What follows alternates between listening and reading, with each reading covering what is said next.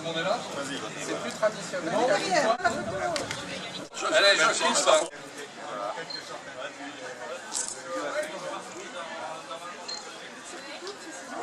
L'inauguration revêt un caractère particulier compte tenu des événements qui viennent de se passer. Certains de mes collègues évoquaient hier l'annulation de cette manifestation. Mais c'est sans aucune hésitation que j'ai maintenu cette inauguration et la cérémonie des vœux. En effet, inaugurer une mairie, symbole de la démocratie, de la République, avec la réunion d'une communauté autour de ce symbole, et vous en êtes la preuve, c'est montrer que ceux qui ont voulu mettre à mal tout ce qui nous unit, la liberté, notre attachement à l'égalité et la fraternité, n'est que renforcé dans l'épreuve que traverse le peuple français. En visitant cette mairie, je vous demande d'avoir une pensée pour ceux qui ont laissé leur vie, parce qu'ils défendaient cette liberté, parce qu'ils défendaient le droit au débat d'idées, parce qu'ils défendaient par leur comportement et leur action la démocratie tout simplement. Si cet outil va sans commune mesure améliorer les conditions de travail des occupants par rapport aux conditions passées, il doit aussi améliorer les conditions d'accueil des visiteurs, et en particulier en matière d'accessibilité, puisque tous les espaces de la mairie sont par un point ou par un autre accessibles aux personnes à mobilité réduite. Ce sont, vous avez pu le constater, des espaces clairs et aérés. On n'a pas l'impression d'écrasement, compte tenu que les plafonds en général, et en particulier à l'étage que vous avez pu le voir, sont quand même assez hauts. Et propice, bien entendu, et je le dis aussi aux collaborateurs, mais à mes élus, à la performance. On doit être plus performant dans des beaux locaux.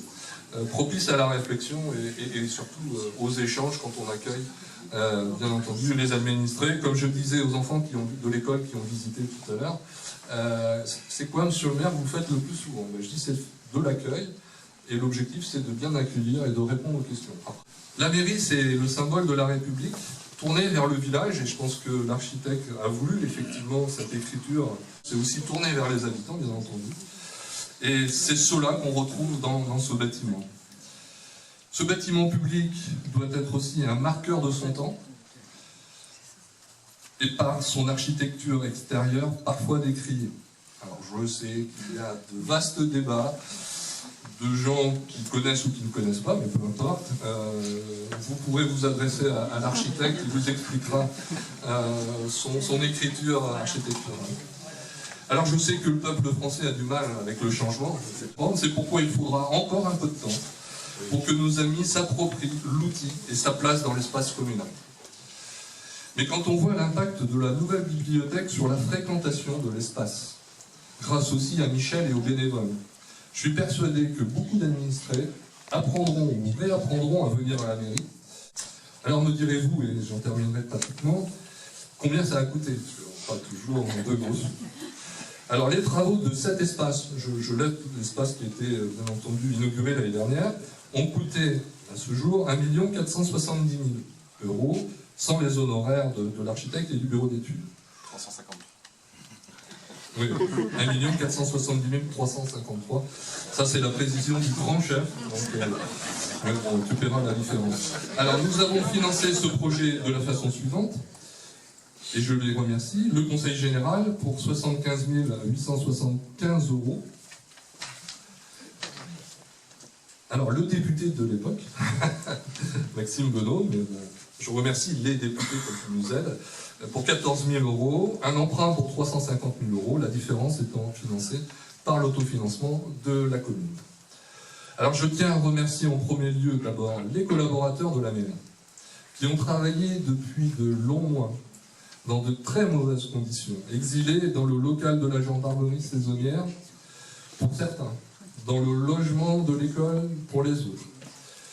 Cet éloignement a complexifié notre fonctionnement et notre communication.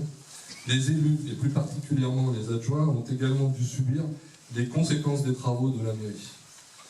Mes remerciements vont également aux administrés qui ont parfois du mal à suivre le jeu de piste pour trouver les bons interlocuteurs éparpillés dans les divers locaux. Un grand merci également aux riverains, qui ont parfois frisé la crise de nerfs, mais c'est difficile de faire des travaux sans bruit, sans nuisance. Ils ont globalement fait preuve d'une grande compréhension. Merci à nos architectes, M. Lefebvre et M. Souza pour ce projet. Merci à toutes les entreprises. Enfin, pour conclure, je tiens à réaffirmer que cette maison est la vôtre et que vous êtes toujours les bienvenus dans ces lieux. Merci beaucoup.